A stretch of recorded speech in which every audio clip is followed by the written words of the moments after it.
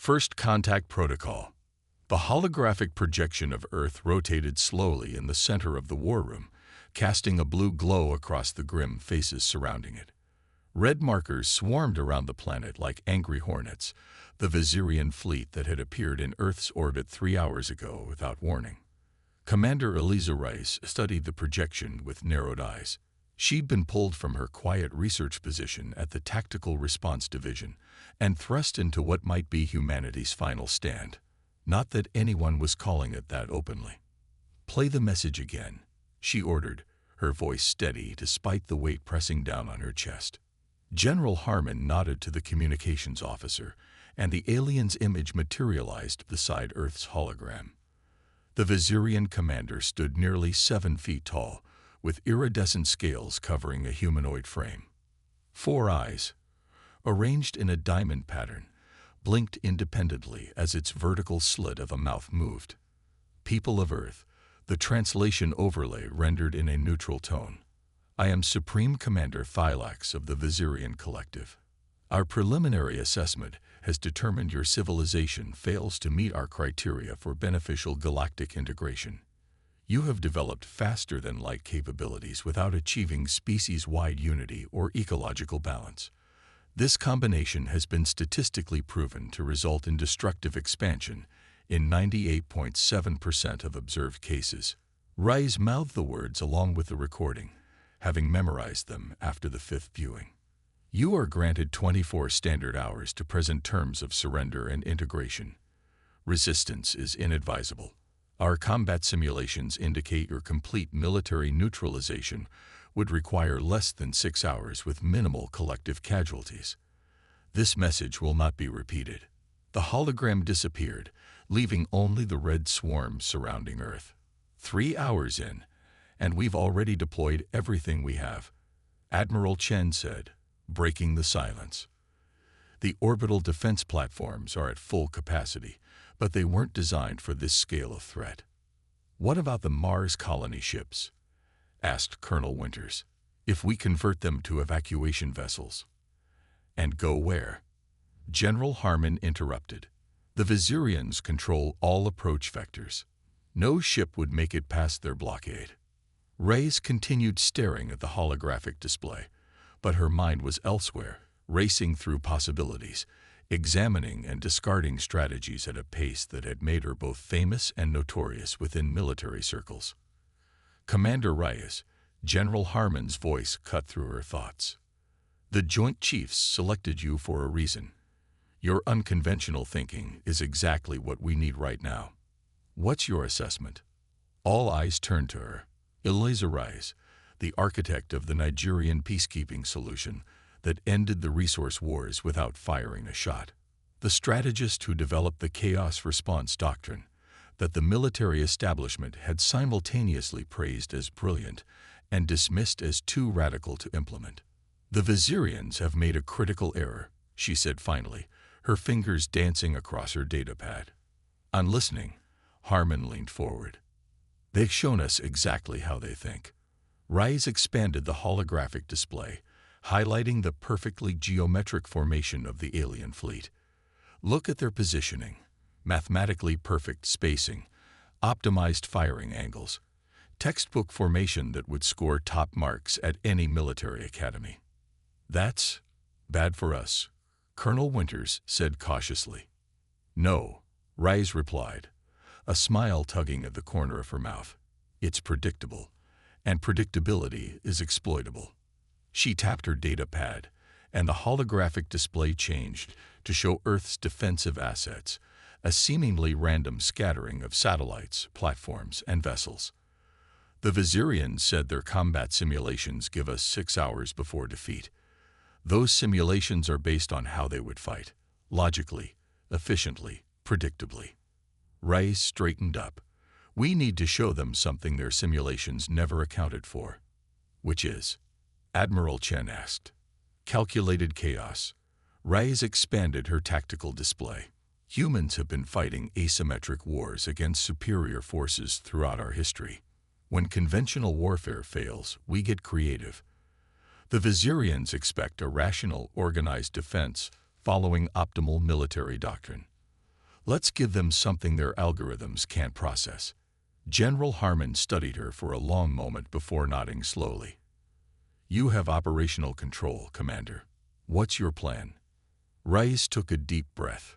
First, we need to broadcast a response to their ultimatum. Something that will confuse their cultural algorithms and buy us time. You want to talk to them? Colonel Winters asked incredulously. I want them to waste resources analyzing our communication while we implement the real strategy. Rice pulled up a new set of protocols on her screen. Then, we're going to reorganize our defensive grid using my asymmetric response doctrine, the one that was deemed too unpredictable for practical implementation. Admiral Chen raised an eyebrow. Exactly the one. Rice smiled grimly. Because too unpredictable is precisely what we need right now. Supreme Commander Thylax stood on the command deck of the Viserion flagship, 4 eyes blinking in a rhythmic pattern that indicated deep concentration. The holographic display before him showed the human defense systems in disarray, or what should have been disarray. Explain this, he demanded, gesturing to the seemingly random movements of Earth's orbital platforms. Strategic Analyst Vexer approached, mandibles clicking nervously. The humans have reconfigured their defense grid 3 times in the past hour, Commander. Each new configuration appears to lack strategic coherence. They're panicking, Sub-Commander Creel suggested from his station. Random redeployments indicate leadership breakdown. No, Thylax's scales shifted color slightly, a sign of irritation among his kind. There's a pattern here we're not seeing. Run the predictive algorithms again. We've run them 7 times, Commander, Vexer replied. Each simulation produces different results. The human response defies optimal strategy parameters. Thylax stared at the display, where Earth's defensive assets continued their seemingly erratic repositioning. Something about their movements triggered a sense of unease he couldn't quantify, a feeling Viserions rarely experienced. What about their response to our ultimatum? He asked. Vexer hesitated. It's unusual, Commander. They sent what appears to be a collection of human cultural references, mathematical equations with deliberate errors, and philosophical statements that contradict each other. Our Cultural Interpretation Division is still analyzing it. Show me, Thylax ordered. The screen filled with the human transmission, a bewildering collection of imagery, text, and audio fragments, snippets of music interrupted by recitations of prime numbers, famous human artworks juxtaposed with diagrams of their primitive weapon systems, and throughout, a recurring symbol, a butterfly with equations describing chaos theory embedded in its wings. What is this? Thylax demanded. Unknown, Commander. It follows no known diplomatic protocol. Vexer's voice carried a note of confusion unusual for a Viserion analyst. The mathematical symbols suggest they understand our approach to warfare, but the deliberate errors and contradictions, it's as if they're attempting to introduce logical fallacies into our analytical systems. Thylax felt a chill travel down his spine. An ancestral response from before Viserions had evolved beyond such primitive reactions, and their defensive redeployments, still unpredictable. Their orbital platforms are moving in ways that leave critical vulnerabilities, then covering those vulnerabilities through equally unorthodox methods. Vexer's scales had darkened, a sign of deep concentration.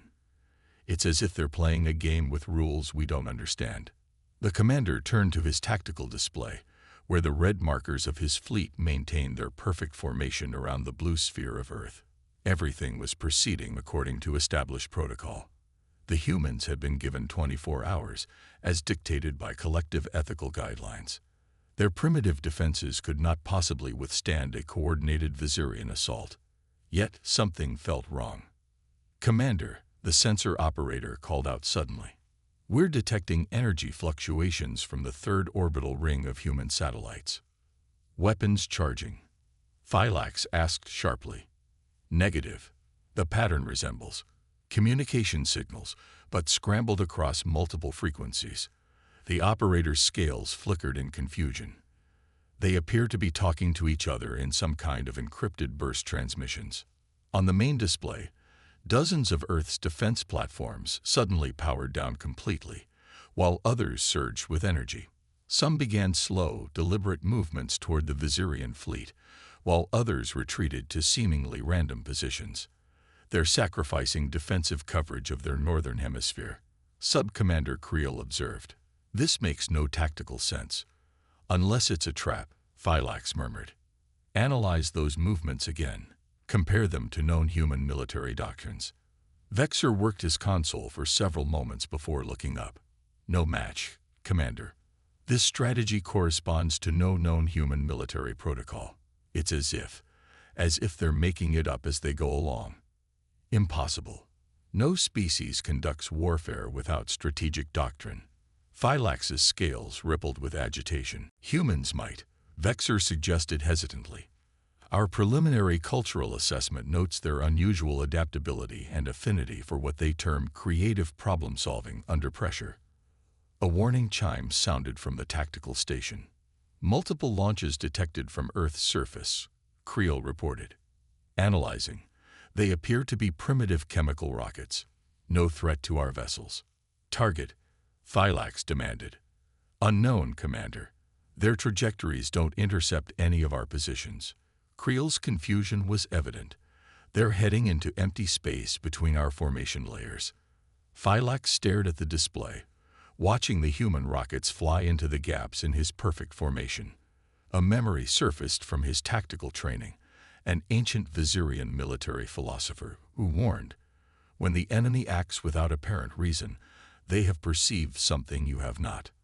Recalculate our attack vectors, he ordered suddenly, and begin moving the fleet into defensive configuration Alpha. Commander, Creel questioned, mandibles clicking in surprise. Our current formation is optimized for the planned assault. Do it now, Phylax insisted, his scales darkening to a deep purple of concern. Something isn't right. As the order transmitted through the fleet, the human rockets suddenly detonated in the empty space between Viserion vessels. Not explosions, but enormous clouds of metallic particles and electromagnetic radiation that bloomed like strange flowers in the void. Sensor disruption fields, Vexer realized aloud. They're creating blind spots in our network.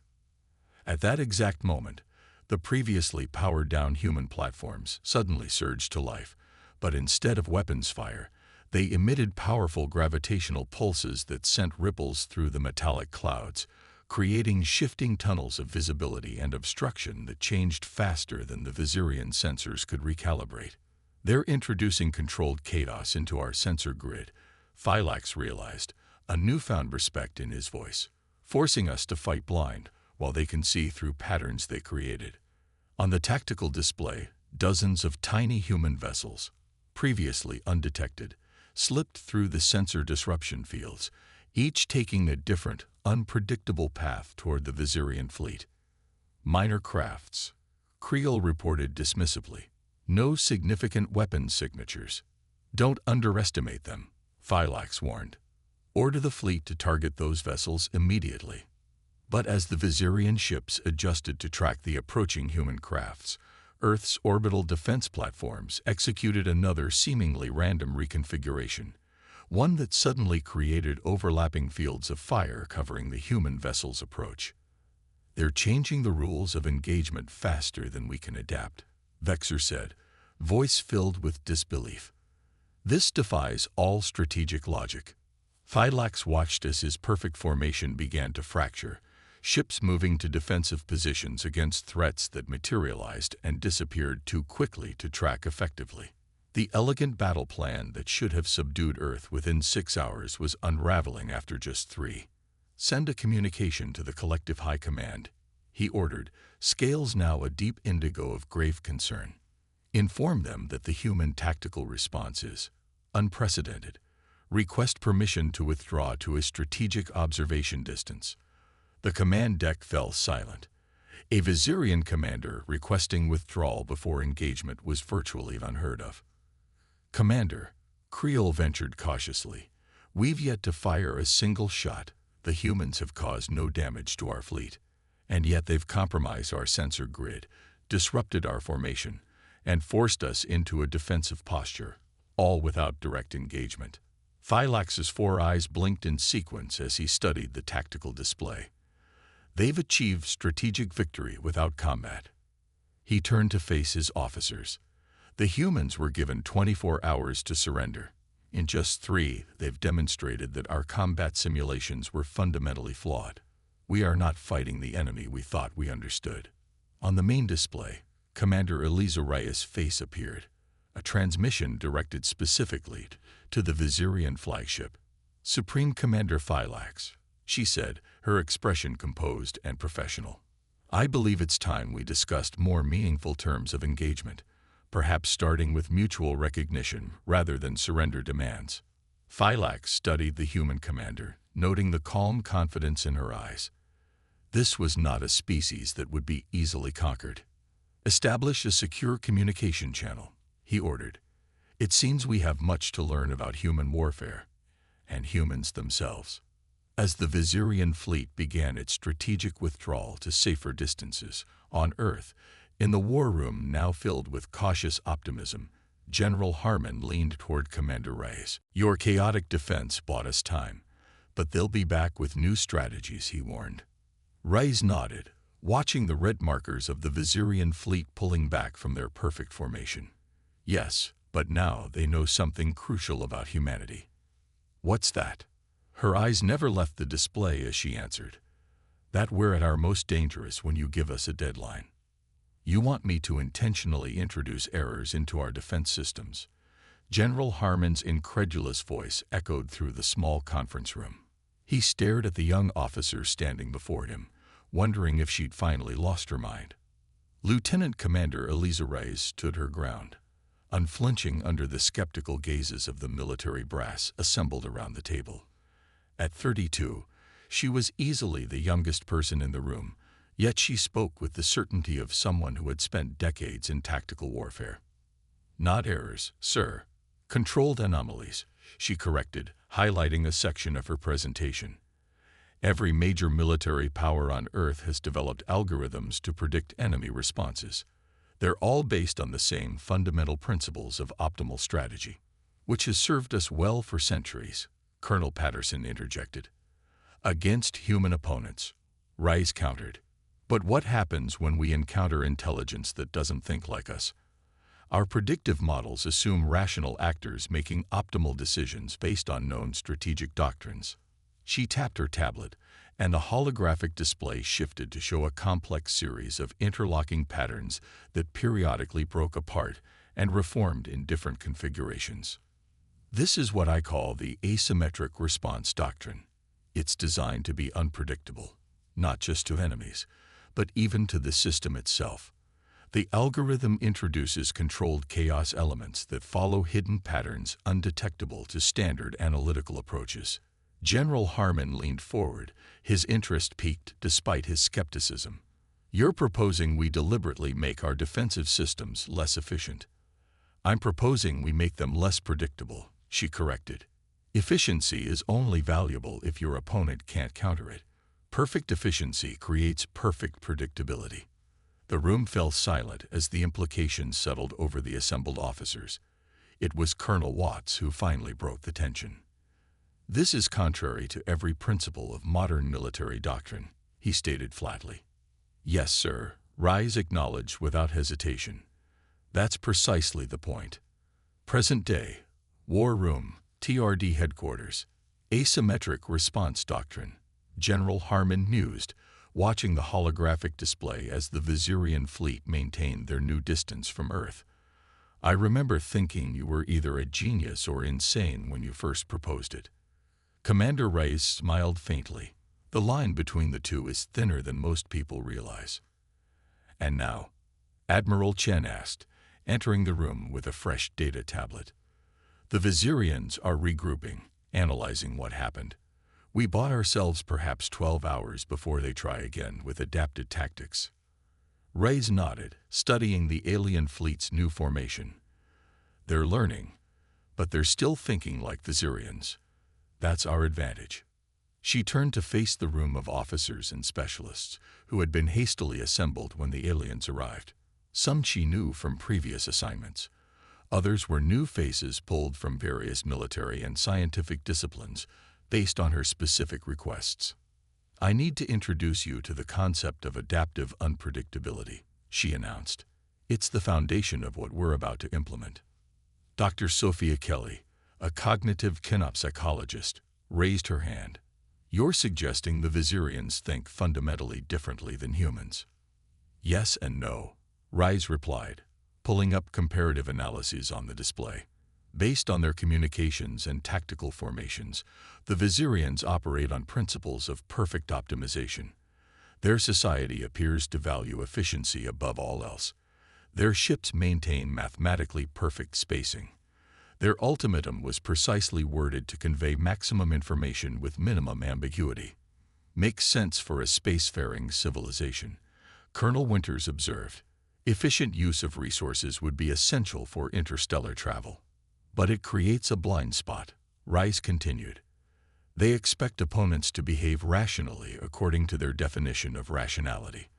Our response, controlled chaos with hidden patterns, violated their fundamental assumptions about strategic behavior." She gestured to the assembled team. "Each of you was selected because your thinking doesn't follow conventional patterns. Dr. Kelly, your work on non-human cognition. Major Okafor, your unconventional urban warfare tactics in the Nigerian stabilization. Lieutenant Commander Patel, your quantum encryption breakthroughs." She paused, making eye contact with each person. "Together, we represent humanity's greatest strength, our diversity of thought. The Viserians appear to be a consensus species. They value uniformity. We thrive on deviation." The holographic display shifted to show a modified version of Earth's defense grid. Phase 1 was about disruption, breaking their perfect formation and forcing them to reevaluate. Phase 2 is about deception. Major Okafor leaned forward, studying the tactical display.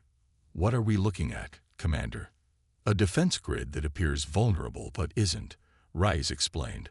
"We're going to create deliberate weak points that are actually traps. The Viserians will analyze our deployment and identify what they believe are tactical errors. When they exploit these apparent vulnerabilities, we'll have countermeasures waiting." "That's gambling with Earth's safety," Admiral Chen said gravely. "It's playing to our strengths," Rice countered. "If we try to match their perfect efficiency, we'll lose. They've mastered that approach over what appears to be centuries of interstellar warfare. We need to change the game entirely." Dr. Kelly nodded slowly. "Force them to play by rules they don't understand." "Exactly." Rice tapped her tablet, and a holographic display expanded to show the entire Earth defense system. "We have 48 orbital platforms, 396 satellites, and 72 combat-capable vessels. Conventional doctrine would distribute them evenly to maximize coverage. But you're proposing something different," General Harmon said. "Asymmetric clustering," Rice confirmed. "We'll create deliberate gaps in our coverage, concentrate forces in apparently random patterns, and establish overlapping fields that activate only when specific conditions are met." Lieutenant Commander Patel raised an eyebrow. "Like a chess master thinking 5 moves ahead." "More like a poker player," Rice corrected with a slight smile. "We're going to bluff, we're going to mislead, and we're going to make them question everything they think they know about human strategy." Viserian flagship Immutable Logic. Supreme Commander Thylax studied the human defense grid with mounting frustration. 6 hours had passed since the initial confrontation, and the tactical analysis team had made little progress in deciphering the human strategic approach. "It defies categorization," strategic analyst Vexer reported, mandibles clicking nervously. "We've run 17 different pattern recognition protocols. The human deployment follows no discernible logic. All strategies have logic," Thylax insisted. "Find it." "Yes, Commander." Vexer hesitated. "However, there is another possibility." "Speak." "The humans may be employing random deployment, not strategic at all, but chaotic." Phylax's scales darkened. No species achieves spacefaring capability through chaos. There must be a pattern. Sub-Commander Creel approached, datapad in hand. Commander, we've completed analysis of the human commander's service record. This, Eliza Reyes, has a history of unconventional tactical approaches. She developed something called the asymmetric response doctrine that was largely dismissed by her own military establishment. Explain this doctrine, Phylax ordered. It's difficult to summarize, Creel admitted. The core principle appears to be the deliberate introduction of unpredictability into defensive systems. She argues that perfect efficiency creates perfect predictability, making a system vulnerable to enemies who can analyze patterns. Phylax's 4 eyes blinked in sequence, a sign of deep thought among his kind. She intentionally makes her strategy less efficient to make it less predictable. Yes, Commander, but there's more. Creel brought up a new display. According to intercepted communications, she's been given operational control of Earth's entire defense network, and she's assembled a team of human specialists who share her unconventional thinking. Phylax turned back to the tactical display, where Earth's defense grid continued its seemingly random reconfiguration. Show me the weak points in their current deployment. Vexor highlighted several areas where the human defenses appeared thin or uncoordinated. These sectors have minimal coverage, particularly the approaches to these population centers. Too obvious, Phylax murmured. If this Reyes deliberately creates unpredictability, then obvious vulnerabilities are suspect. What are your orders, Commander? Creel asked. Phylax studied the display for several long moments. Prepare a probe attack. Minimal forces targeting this apparent weakness in their southern coverage. Let's see how they respond. A test. Vexor clicked his mandibles in approval. Logical approach, Commander. Dispatch 3 light cruisers, Phylax ordered.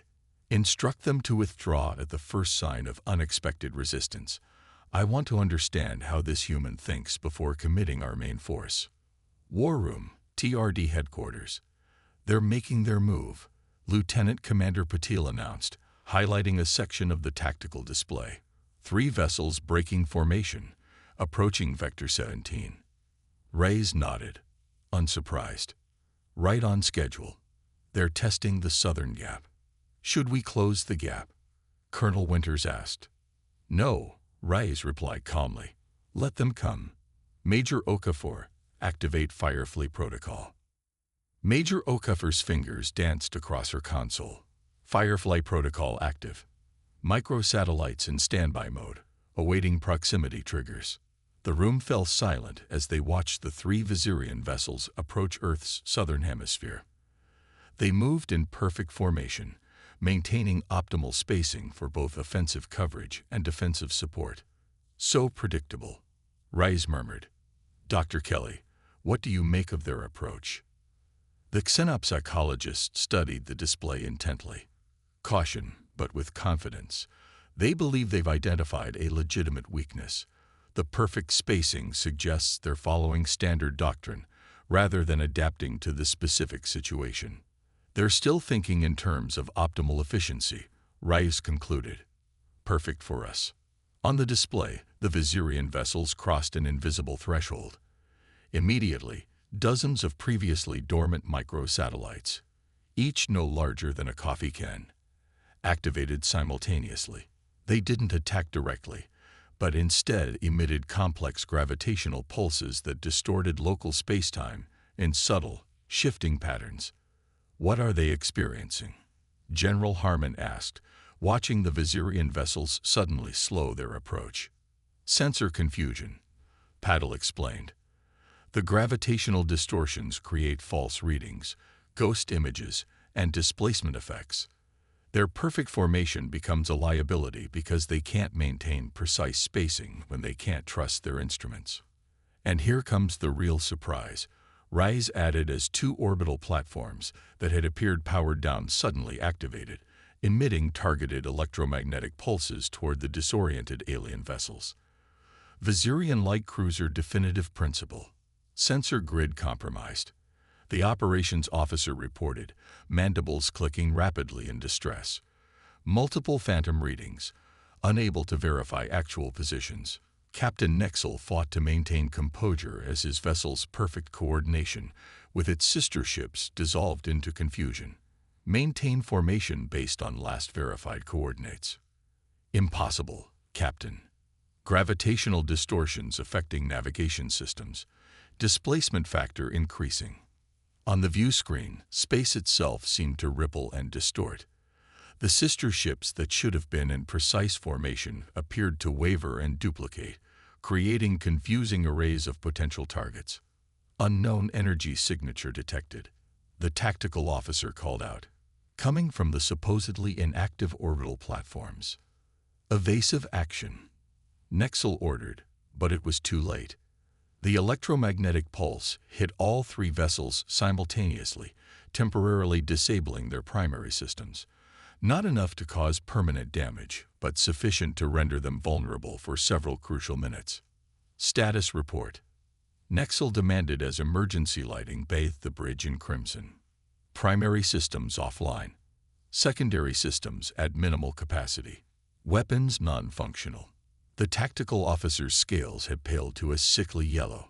The humans, they anticipated our exact approach vector. No, Nexel realized, mandibles clicking in reluctant admiration. They created a trap that would work regardless of our approach vector. The vulnerability was deliberate. Orders, Captain. Nexel stared at the flickering view screen, where Earth's supposedly uncoordinated defenses suddenly appeared in a very different light. As soon as systems restore, withdraw to the fleet. The Supreme Commander must be informed. This was not random chaos. This was calculated deception. War Room, TRD Headquarters. The room erupted in cheers as the three Viserion vessels, systems finally restored, began a hasty retreat to their main fleet. It worked perfectly, Admiral Chen admitted, looking at Reyes with newfound respect. They took the bait, and now they're even more confused about our capabilities. Don't celebrate yet, Reyes cautioned, studying the main Viserion fleet's response. They're learning. This was just a probe to test our reactions. The real challenge comes next. What do you think they'll do? General Harmon asked. If I were them, I'd be reevaluating everything I thought I knew about human military doctrine right now. Reyes zoomed in on the Viserion flagship. They're going to analyze this encounter exhaustively, looking for the pattern behind our apparent randomness. And will they find it? Dr. Kelly asked. Reyes smiled slightly. That's the beauty of the asymmetric response doctrine. There is a pattern, but it's designed to be recognizable only to the human mind. It's based on principles of aesthetic balance rather than mathematical precision. We perceive it intuitively. They'll struggle to quantify it. You're using human cognitive biases as a strategic advantage, Kelly realized, eyes widening. That's brilliant. It's necessary, Reyes corrected. We can't match their technological superiority, so we need to exploit the gap between their cognition and ours. She turned to address the entire room. The next phase will be more challenging. They'll be wary of apparent vulnerabilities now. We need to shift our approach before they adapt. What's your recommendation? General Harmon asked. Reyes projected a new tactical display. We move from passive deception to active misdirection. Instead of creating traps for them to fall into, we'll present them with multiple simultaneous puzzles that each suggest different strategic intentions. Forcing them to divide their analytical resources, Major Okafor nodded in understanding. Making them second-guess every pattern that they think they've identified. Exactly, Reyes confirmed. Lieutenant Commander Patel, I need your team to reconfigure our communication network. The Viserions will be monitoring our transmissions, looking for insight into our strategy. Let's give them something to analyze. Encrypted messages that appear partially breakable. False intelligence, Patel asked. Multiple layers of it. Some obvious misinformation they'll identify immediately. Some subtle misdirection they'll think is our actual plan. and buried within it all fragments of truth that will seem inconsistent with everything else. Admiral Chen shook his head in wonder. You're not just fighting their ships. You're fighting their minds. In asymmetric warfare, psychological operations are often more effective than kinetic ones, Rise replied. The Viserians value logical consistency and predictability. We'll give them neither. She pulled up the image of Supreme Commander Thylax that had accompanied the original ultimatum. Our greatest advantage is that this commander is intelligent. He recognized our unconventional approach quickly and pulled back rather than pressing forward with his original plan. He respects what he doesn't understand. How is that an advantage? Colonel Winters asked. Because an intelligent opponent who realizes they don't understand you will delay to gather more information. Each hour we gain allows us to further prepare Earth's defenses. Rise highlighted a section of the display showing civilian evacuation protocols. More importantly, it gives us time to move vulnerable populations away from potential targets. General Harmon studied the tactical display, where the Viserian fleet maintained its watchful distance. How long before they make their next move? If I'd read their commander correctly, Rise checked the chronometer. They'll send another probe within the next hour. Different approach, different composition, but same purpose, to gather more information about how we think. And we'll be ready? Admiral Chen asked. Rise nodded, her expression determined, with an entirely different type of unpredictability. The key to the asymmetric response doctrine isn't just being unpredictable, it's being unpredictably unpredictable. Dr. Kelly laughed softly. No wonder the Viserians are confused.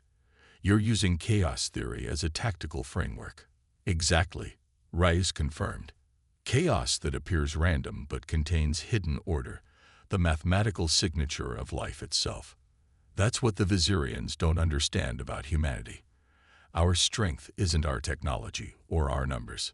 It's our adaptability, General Harmon finished, our ability to thrive in chaos. Rise nodded, turning back to the tactical display where the Viserian fleet loomed. And before this is over, they're going to learn just how dangerous that makes us. Asymmetric advantage.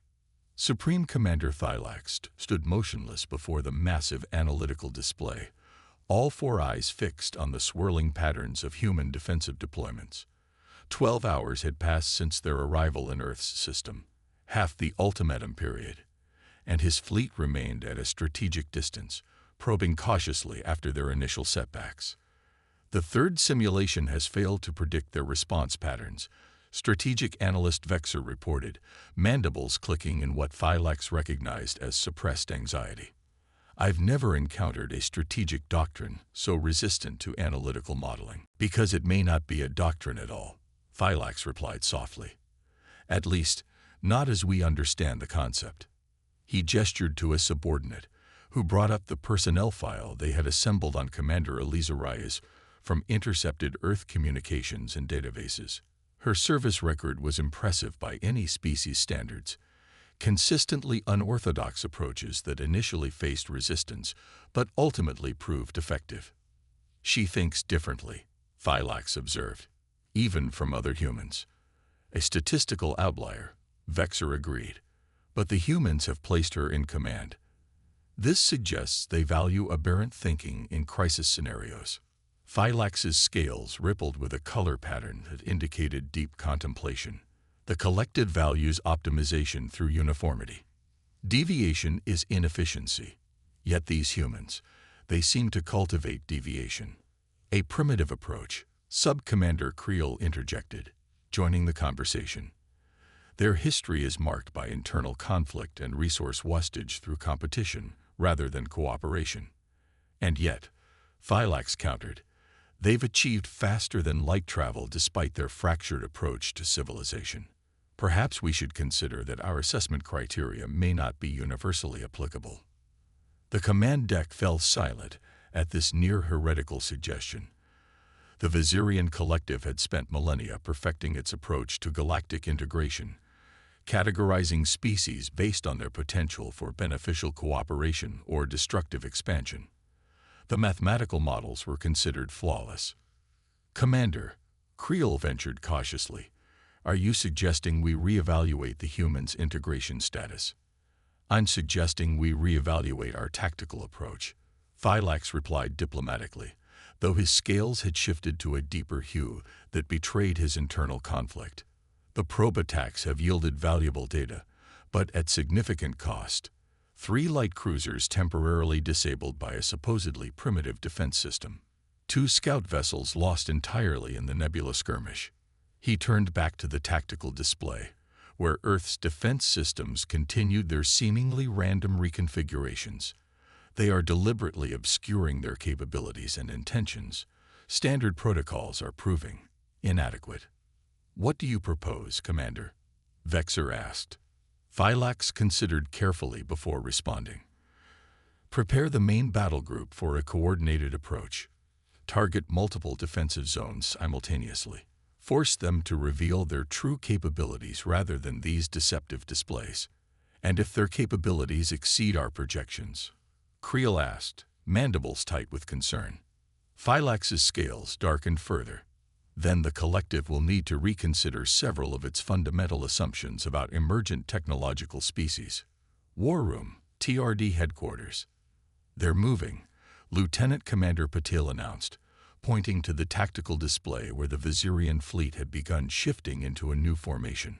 Multiple approach vectors, significantly larger force than the previous probes.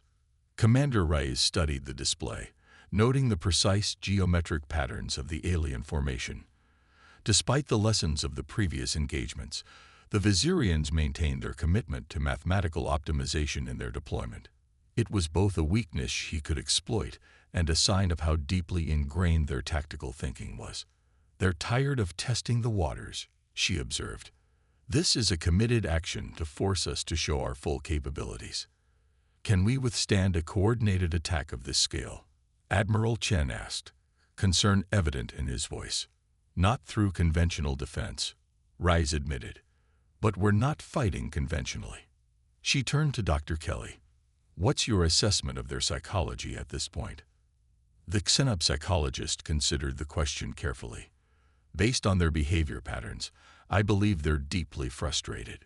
Their entire approach to warfare appears predicated on predictability and optimal responses. Our seemingly chaotic defense violates their fundamental assumptions about how rational beings should behave. Perfect, Reyes nodded. Frustration leads to force projection to regain control of the situation. They're playing exactly as anticipated. She addressed the tactical team. Initiate butterfly protocol. All defensive units switched to pattern Delta 7. The room burst into activity as officers relayed commands throughout Earth's defensive network.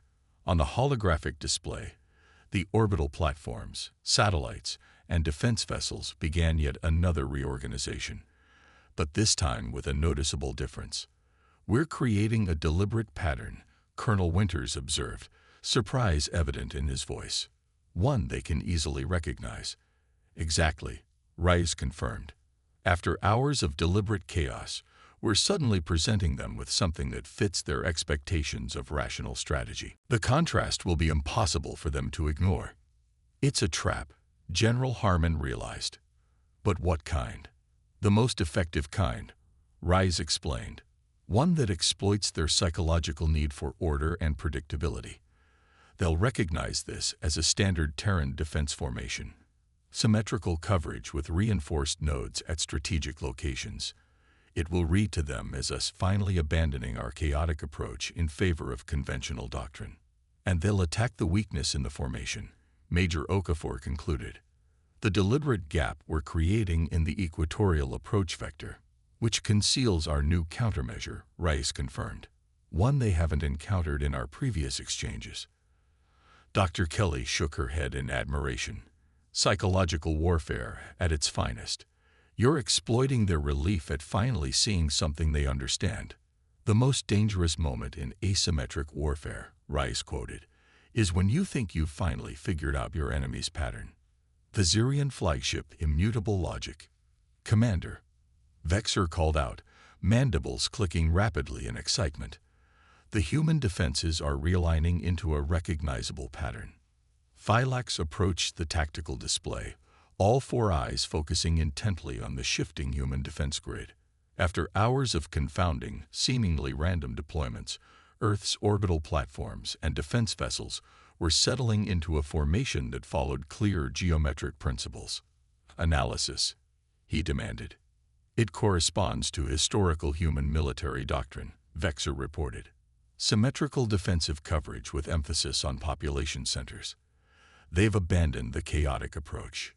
Why? Phylax wondered aloud, scales shifting skeptically. After success with unpredictability, why revert to conventional doctrine? Sub-Commander Creel offered an explanation. Resource limitations, perhaps. Their unconventional approach may require unsustainable energy expenditure or coordination. Or perhaps decision fatigue among their command structure. Or it's another deception. Phylax countered, studying the formation closely. Note the gap in their equatorial coverage. Too obvious. Agreed, Vexer clicked thoughtfully. But observe the power distribution across their network. The readings suggest their systems are strained from the constant reconfigurations. This may be necessity rather than choice. Phylax's scales rippled with indecision. A rare state for a Viserion commander. The human defense grid had finally settled into something their tactical computers could analyze effectively. The algorithms identified multiple exploitable weaknesses, particularly the gap in equatorial coverage. Everything logical pointed toward pressing the advantage. Yet instinct, something Viserions typically subordinated to rational analysis, warned him to be cautious. Deploy secondary battle group to exploit the equatorial approach, he ordered finally. But maintain primary forces in reserve position, and implement full-spectrum sensor sweeps as they advance.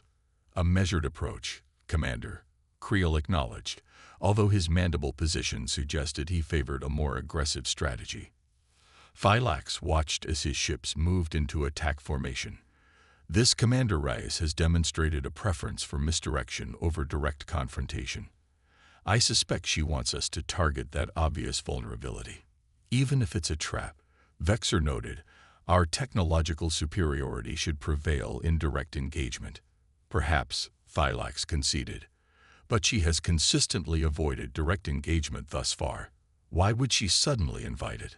War Room, TRD headquarters. They're taking the bait, Major Okafor reported, highlighting the Viserion vessels moving toward the equatorial approach vector. But cautiously, only part of their fleet is engaging. Reyes nodded, unsurprised. Their commander is learning. He suspects a trap but feels compelled to test our apparent vulnerability. She turned to Lieutenant Commander Patel. Status of Chrysalis Protocol. Ready to deploy on your command, Patel confirmed. All requisite platforms are in position, powered down to minimal detection levels. The room fell silent as they watched the Viserion battle group advance toward Earth. Unlike the previous probe attacks, this was a substantial force, enough to overwhelm conventional defenses for an entire hemisphere. They'll be in optimal firing range in 3 minutes, Colonel Winters announced. Should we activate defensive countermeasures? Not yet, Reyes replied calmly. The timing has to be precise. We need them fully committed to the approach vector. Dr. Kelly studied the Viserion formation with professional interest. They've modified their approach formation slightly. Less emphasis on perfect geometric spacing, more on adaptive positioning. They're learning from previous encounters. Good, Reyes said, surprising several officers. The more they adapt to what they've seen before, the more vulnerable they become to what they haven't seen yet. The tension in the war room grew as the Viserion battle group closed distance with Earth's seemingly vulnerable equatorial defense sector. On the tactical display, countdown timers indicated the approaching moment of optimal weapons range. 30 seconds to weapons range, Colonel Winters reported. Reyes nodded. Initiate final phase of Butterfly Protocol. All defensive units, prepare for synchronized activation on my mark. The seconds ticked down as the Viserion vessels moved with precision toward their target. Their formation, while slightly modified, still reflected their fundamental approach to warfare. mathematically optimized coverage, maximizing both offensive and defensive capabilities. "They're in position," Major Okafor announced. "Execute Chrysalis Protocol," Reyes ordered calmly. Viserion Battle Cruiser Definitive Principle. Optimal firing position achieved. The tactical officer reported. Human defenses remain in standard configuration. No detection of the trap elements encountered in previous engagements. Captain Nexel, now commanding a battle cruiser after his previous encounter with human defenses, maintained a cautious stance. Conduct final sensor sweep before weapons activation. Compliance. The sensor officer acknowledged. Scanning for. Alert. Energy spike detected from dormant platforms. Evasive maneuvers. Nexel ordered immediately, but the warning came too late. The supposedly powered-down orbital platforms suddenly pulsed with energy, not directed at the Viserion vessels, but at the empty space surrounding them. For a moment, nothing seemed to happen. Then, reality itself appeared to fold. Spatial distortion detected. The science officer reported, mandibles clicking in alarm. Local space-time metrics destabilizing. On the view screen, the stars themselves appeared to shift position as the fabric of space warped around the Viserion formation. Their perfectly coordinated fleet suddenly found itself disoriented as the very medium through which they traveled became unstable. "What is this?" Nexel demanded, antennae rigid with shock. "Weapons status. Targeting systems compromised," the tactical officer reported. "Cannot establish stable targeting solutions through the distortion field. Communications with Fleet Command. Degraded but functional. Supreme Commander Thylax is ordering immediate withdrawal to safe distance." Nexel stared at the view screen, where Earth seemed to shimmer behind waves of distorted space. "The humans have localized gravitational manipulation technology. This was not in our intelligence assessment." "Assessment update in progress," the science officer replied automatically. "Preliminary analysis suggests this is not standard gravitational technology. The effect is different, more precise." As the Viserion vessels struggled to navigate through the distortion field, Earth's defense platforms suddenly activated in perfect synchronization, emitting not destructive energy, but precisely targeted pulses that interacted with the spatial distortions in ways the Viserion sensors struggled to quantify. "They're not attacking directly," the tactical officer realized. "They're using the spatial distortions to guide our movements. They're hurting us." Captain Nexel watched in disbelief as his ship, along with the entire battle group, found itself being channeled away from Earth through corridors of stable space amid the distortion field. It was not a destructive attack, but a forceful ejection, one that demonstrated a level of technological sophistication far beyond what their intelligence had suggested humans possessed. "Full report to Fleet Command," he ordered. "The humans have capabilities significantly beyond our assessment parameters." War Room, TRD Headquarters.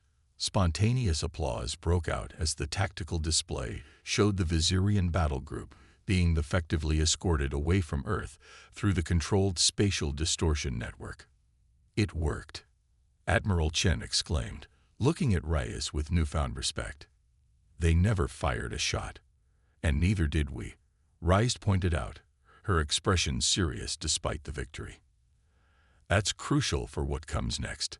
General Harmon studied the retreating Viserion vessels. "You deliberately avoided causing damage to their ships. Why?" "Because destruction invites retaliation," Reyes explained. "But humiliation invites reconsideration." Dr. Kelly nodded in understanding. "Psychological impact. You're not just defeating their ships, you're challenging their fundamental assumptions about themselves and us." "Exactly," Reyes confirmed. "The Viserions clearly value efficiency and predictability. Their entire approach to warfare is based on optimal solutions to tactical problems. By repeatedly defying their expectations without resorting to destructive force, we're demonstrating that their paradigm is incomplete." "So what now?" Colonel Winters asked. "They'll regroup and analyze what happened. They still outnumber and outgun us. Now comes the most important phase, Rise replied, pulling up a new tactical display. We've established our credibility as an opponent worthy of reconsideration. The next step is to offer them an alternative to conflict. Diplomacy. Admiral Chen asked, sounding surprised. Diplomacy informed by demonstrated capability, Rice clarified. The Viserians approach Earth with predefined assumptions about our civilization. We've systematically challenged those assumptions through unexpected tactical responses. Now we need to challenge their strategic assumptions through unexpected diplomatic initiatives. She turned to the communications officer. Prepare a direct transmission to the Viserian flagship. I want to speak with Supreme Commander Thylax. Viserian flagship Immutable Logic. The command deck was unusually quiet as Thylax reviewed the reports from the battle group's encounter with Earth's defense system.